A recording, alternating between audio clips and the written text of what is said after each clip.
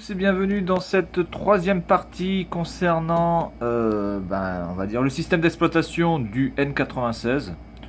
Alors je vais faire une présentation assez rapide du système d'exploitation parce qu'il y a quelques fonctions, enfin même pas mal de fonctions qui ne fonctionnent plus évidemment puisque il n'y a plus de support réel pour ce téléphone. Alors juste un petit rectificatif, c'est que j'avais dit dans ma première vidéo, je crois, ou dans ma deuxième vidéo, peu importe, que ce téléphone était tactile.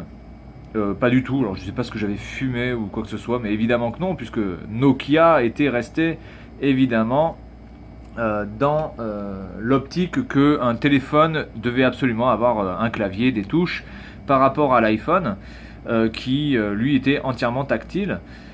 Donc évidemment, cet écran-là n'est absolument pas tactile, tout se fait avec le clavier ou les claviers, puisqu'en fait vous avez trois claviers sur ce téléphone. Vous avez ce clavier ici, vous avez ce clavier là, et puis vous avez ce clavier ici aussi. Voilà. Voilà, donc rectification faite, enfin là je sais pas ce que j'ai dit. En même temps, je ne refais pas les vidéos, donc c'est-à-dire que quand je fais une vidéo, je la prends telle quelle et je la mets directement sur YouTube. Je ne fais pas vraiment de travail enfin voilà, je ne fais pas une seconde prise, une troisième prise ou quoi que ce soit. Je fais qu'une prise et après quand j'ai besoin de faire un montage de deux vidéos comme ça a été le cas par exemple pour le test de la pression artérielle, enfin en tout cas du produit pour faire calculer sa pression artérielle, oui ça je fais un montage, mais je prends exactement les deux vidéos que j'ai faites et je ne refais pas les vidéos en fait. Voilà, donc on est parti pour l'OS. Alors je l'allume sur le dessus, c'est parti. Alors normalement je l'ai chargé, il y a assez de batterie.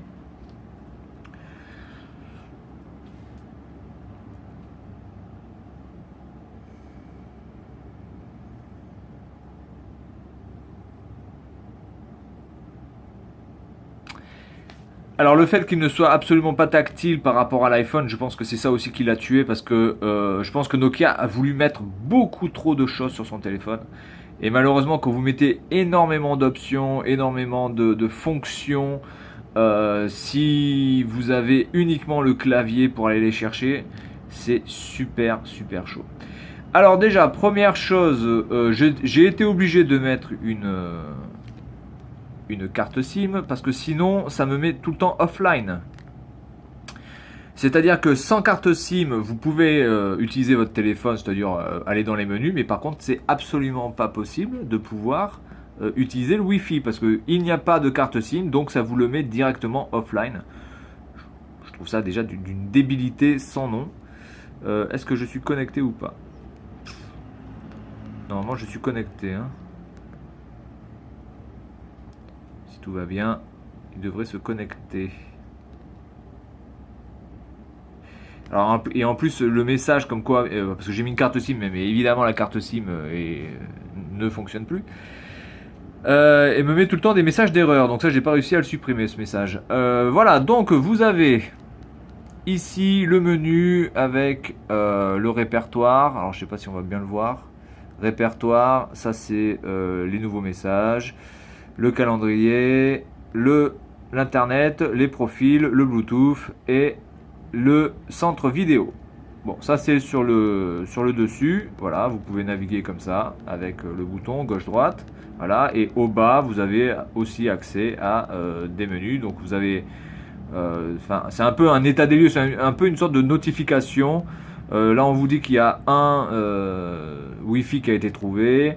Il n'y a pas de il n'y a pas de rendez-vous pour aujourd'hui et on peut chercher sur internet, etc. Et chercher les contenus directement. Ensuite, vous avez en bas ici trois options. Vous avez pour les messages, vous avez ouvrir et vous avez l'horloge. Alors, c'est très simple, vous appuyez sur le bouton ici ou sur le bouton là. Là, je vais sur l'horloge. Voilà. Je reviens en arrière. Et là, je vais dans les messages. Voilà, je reviens en arrière. Avec le bouton ici, voilà. Et à chaque fois, évidemment, ça me met ça. Après, Open, c'est le gros bouton. Donc ça ouvre en fait la ligne sur laquelle vous êtes. Voilà. Tout simplement. Exit. Non mais je voudrais sortir. Ok. Voilà, ça c'est bon. Ensuite, alors sur le dessus, vous avez ici la batterie. Alors je trouve que le truc de la batterie est pas vraiment génial. Voilà, ici, hop, je vais essayer de le montrer comme ça.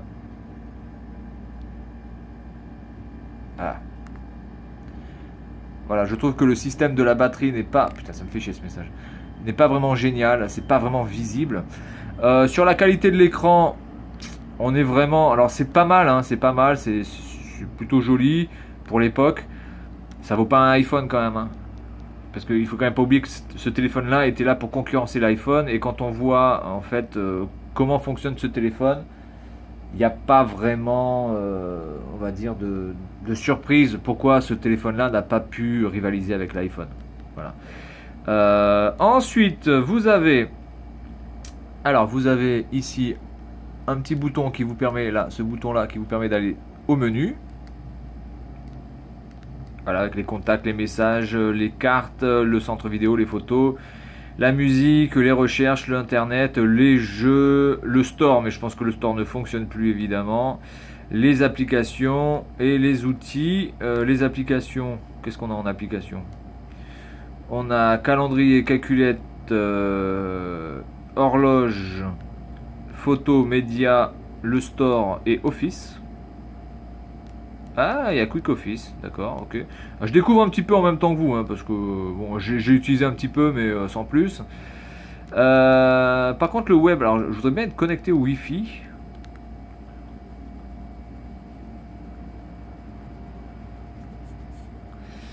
Et alors, le gros problème en fait de ce téléphone, c'est justement le clavier. C'est-à-dire que quand vous voulez aller à une adresse, c'est une galère, mais c'est incroyable la galère, quoi. Et je sais même pas comment on fait les points. Sans déconner, je sais pas comment on fait les points. Symbole, voilà. Point, voilà, ici. FR. Ouais, mais alors FR, là, il m'a mis... ouais, d'accord. Ok, bon, il y va. Ensuite, là, c'est pareil, hein, je veux dire, la souris, là, faire ça avec ça, c'est absolument pas précis. C'est absolument pas précis. Alors, on peut aller dans tous les trucs sans aucun problème, hein. Mais là, par exemple, si je veux aller sur classique, là, vous voyez, classique, je peux pas y aller, là. Vous voyez, je suis obligé de... Là, il y a... Je fais comme ça, et là, il y a un bug, ici. Tout à l'heure, il y a eu un bug, je pouvais pas aller sur classique. Voilà, donc... Un peu la galère, faut reconnaître. Bon, moi, je suis pas, encore une fois, je suis pas fan d'iPhone, hein, mais je vais essayer de trouver un truc quand même assez facile à taper. TF1. Ouais, je vais prendre de la merde, je vais prendre TF1. Parce que ça, c'est bien la merde, la merdasse. Hop, TF1, voilà. Et on cherche. Voilà, donc c'est assez rapide, hein. Ça, par contre, pour ça, il n'y a aucun problème. Le Wi-Fi fonctionne bien.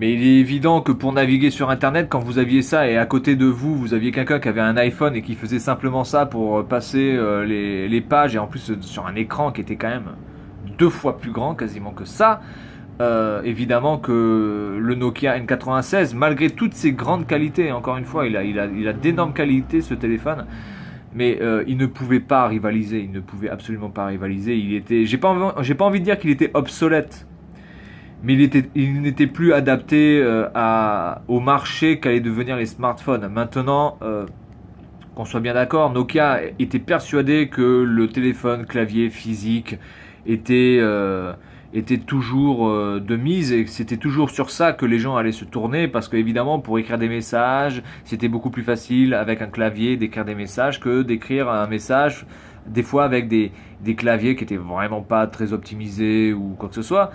Mais les applications de clavier ont tellement évolué, et maintenant c'est beaucoup plus rapide d'écrire avec un smartphone que d'écrire avec ça. Même les BlackBerry, vous voyez, même BlackBerry qui avait un clavier dédié pour les messages, BlackBerry c'est où, quoi?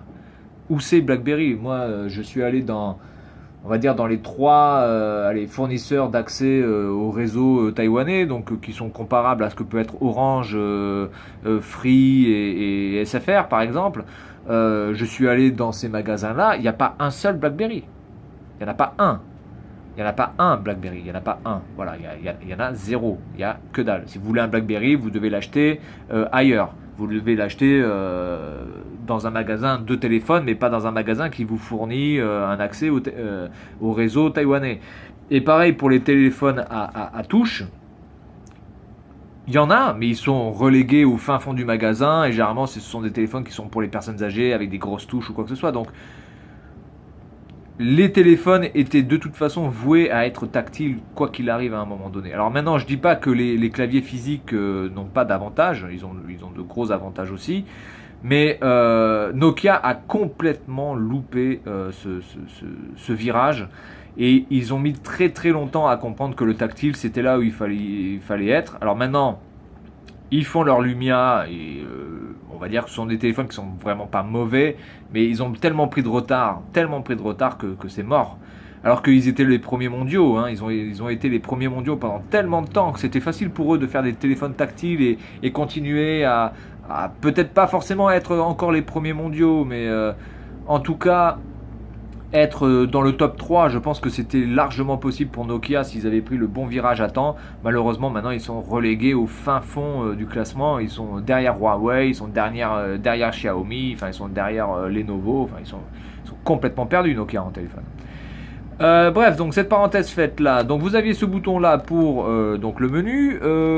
Dans les outils, on a quoi? Donc on a les outils de Bluetooth, de Wi-Fi, de synchronisation, les profils, les paramètres, les journaux d'appel, les utilitaires, les connexions, le gestionnaire de fichiers, et ça, donc ça c'est la carte pour la carte SIM, les outils de carte SIM. Alors dans les utilitaires, non, c'est pas ça que je veux. Ce n'est pas que ça que je veux, petit oiseau, c'est ça. Dans les utilitaires, vous avez alors plein de trucs qui, je pense, en plus ne servent strictement à rien en plus. Enfin, bref, vous avez voilà, alors les 3D, les sonneries en 3D, n'importe quoi. Le téléphone. Alors le téléphone ici, j'ai une petite notification là qui apparaît. Le téléphone, mais il fonctionne sur S60, Symbian S60. Java, j'ai pas grand chose à dire dessus sur ce téléphone. En tout cas sur ça. Ensuite, vous avez un autre bouton qui est ce petit bouton là. Là, entre le play pause et le prochain, là, piste suivante. Ici, vous atterrissez sur tout ce qui est médias, les jeux, les cartes, internet, les contacts. Voilà, un petit truc assez sympa, assez joli, assez bien fait. Mais bon, on va dire c'est accessoire, hein, c'est vraiment pour dire ouais, on fait des menus transparents, c'est super, hein, une sorte de carrousel, trop bien. Alors, on va essayer de vous montrer une vidéo. Alors, pour faire la partie vidéo, on doit se mettre voilà. Et voilà, et donc ici sur ces boutons là, vous avez la possibilité de faire donc tout ce que vous voulez. Là vous pouvez faire stop, play, pause, la prochaine vidéo ou la vidéo avant, arrière, la vidéo. Alors est-ce que je peux changer le son par contre? Ah si, le son il est là. Voilà, là je suis à 20%, ok c'est parti.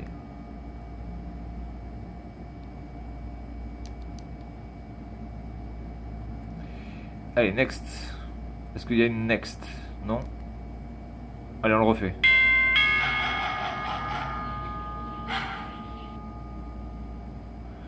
Bon, alors c'est complètement con, hein, on est d'accord. Back. Qu'est-ce qu'on a comme autre vidéo? Bon, on va prendre celle-là.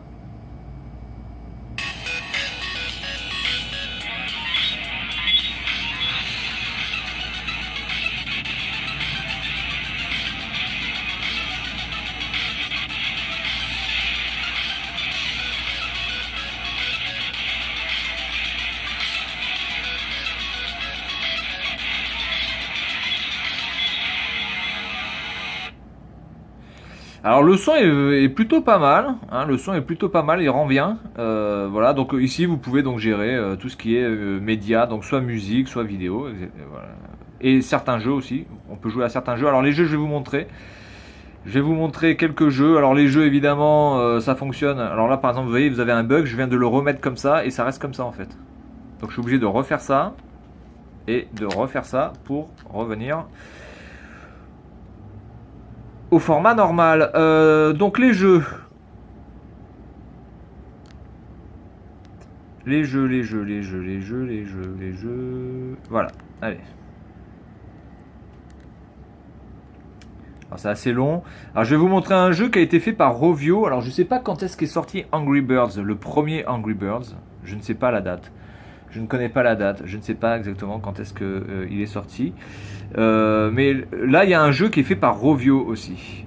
Alors mes jeux ils sont où? Voilà, donc ça s'appelle Bounce. Ah, c'est une version d'essai en plus. Hein. C'est une version d'essai. On y va. Alors, il va se jouer comme ça. Non, il se joue comme ça d'ailleurs. Voilà, c'est fait par Rovio. Alors, Angry Birds, je sais pas. Hein. Honnêtement, faudrait le trouver, je ne sais pas. Mais ça a dû sortir peut-être un peu après ou un peu avant. Angry Birds, parce que là, ce jeu-là, il date de 2009, je pense. This is a limited try game. Allez, c'est parti. Alors, il se joue comme ça, et normalement, avec ces boutons ici, je peux sauter. Est-ce qu'il y a du son? Voilà, on va mettre du son.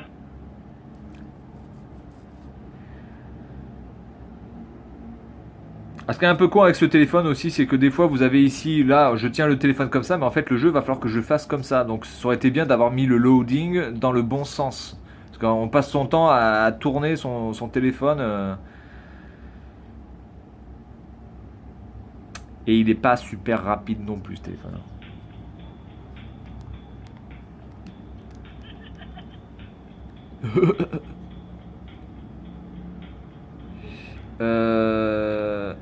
Ah non, je joue comme ça, d'accord. Ouais, non mais d'accord, mais...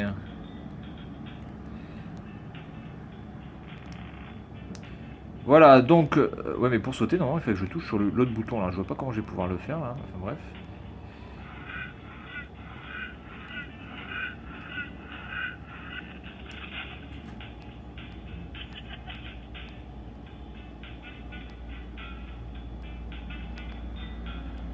Use 5 to jump. Ah ouais, d'accord, donc en fait, il faut que j'utilise... D'accord. Ah non, là c'est 5. Ouais, alors regardez quand même comment on joue, quoi. On est obligé de jouer comme ça, c'est absolument débile, quoi. Je suis obligé d'appuyer sur le 5 ici pour pouvoir...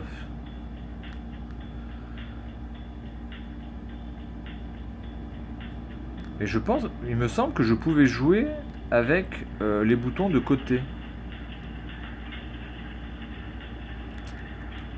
Ah!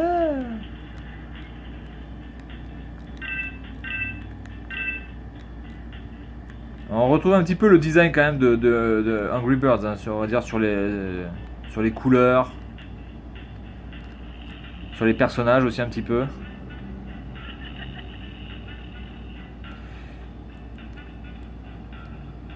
Alors, normalement, je crois qu'on pouvait jouer comme ça. Hein.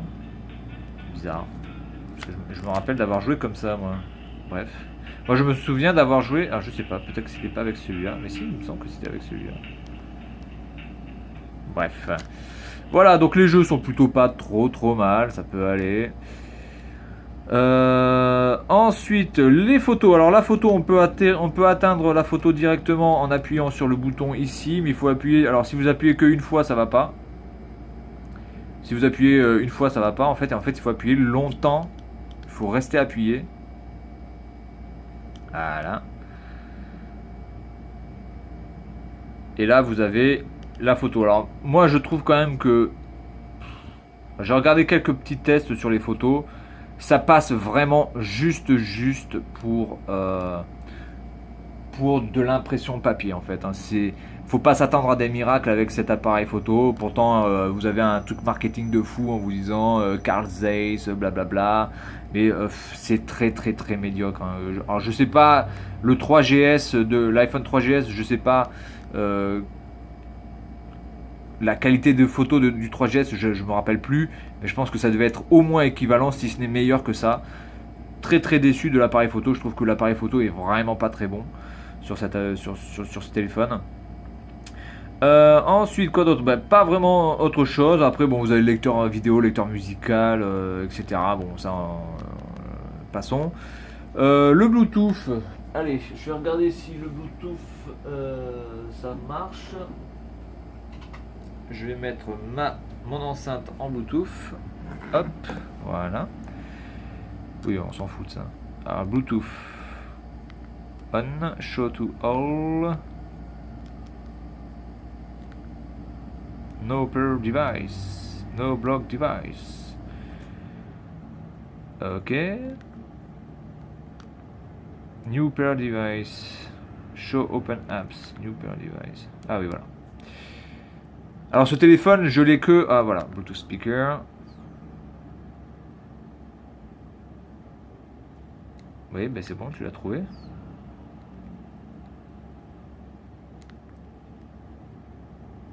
Sélection. Je ne l'ai que en anglais ou en chinois, donc évidemment, il existe en autorise, j'autorise, connecte, oui. Ok, ça marche. Pas de problème, ça fonctionne très bien. Voilà, donc, bon, allez, que dire de ce téléphone en gros sur la totalité? Alors, qualité de fabrication vraiment hors pair, il n'y a pas grand chose pas vraiment grand chose à reprocher à Nokia sur la qualité de ce téléphone. La fabrication est plutôt pas mal. La coque arrière est vraiment très très cheap par contre. La petite béquille ici aussi est un peu cheap, clairement. Voilà, donc sur la qualité de fabrication, il n'y a rien à dire, hein, très très bon. Il est un peu gros, évidemment, quand on comparait peut-être avec un iPhone qui était beaucoup plus fin, je pense, légèrement, enfin en tout cas légèrement plus fin. Et aussi le fait que l'écran est un peu petit aussi. Ensuite, au niveau du système d'exploitation, il n'y a pas beaucoup de bugs. Franchement, ça fonctionne très bien. Alors évidemment, maintenant, il y a des fonctions où on n'a plus accès. J'ai plus accès aux mises à jour. J'ai plus accès forcément au catalogue Engage non plus. J'ai plus forcément accès à certaines choses. Mais globalement, il est très très utilisable au quotidien pour pouvoir téléphoner, etc.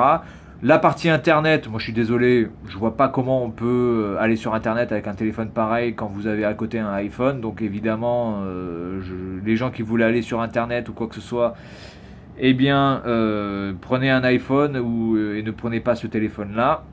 Je pense que ce téléphone reste surtout très très bon pour tout ce qui est vraiment téléphonie, appel et tout ce qui est aussi musical. Je pense que vous avez quand même voilà, vous avez un bon lecteur audio, vous avez un bon lecteur vidéo, vous avez des touches qui sont dédiées, donc ça c'est vraiment pas mal du tout.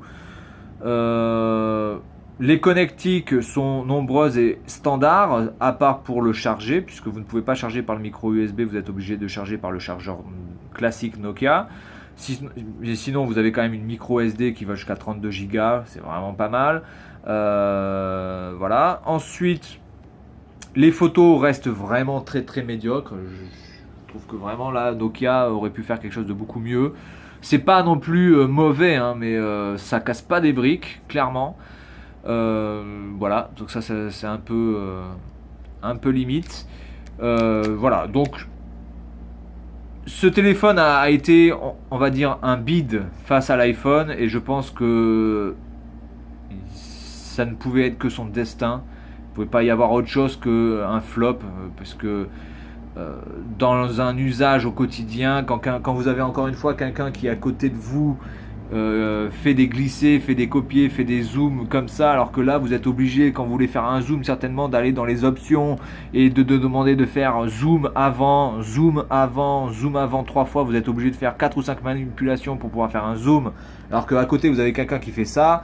Évidemment, sur tous les petits détails, Encore une fois, je dis pas que ce téléphone était moins bon que l'iPhone. Je dis simplement que pour les gens, encore une fois, qui voulaient vraiment avoir quelque chose de très simple à utiliser et de ne pas avoir à faire 450 000 manipulations dans les options, etc. Évidemment que l'iPhone ne pouvait que battre Nokia sur ce terrain-là. Voilà. Bref, voilà, c'est tout pour la présentation de l'OS, en tout cas, on va dire un petit peu du logiciel de ce téléphone-là. Et fin du dossier, et à la prochaine.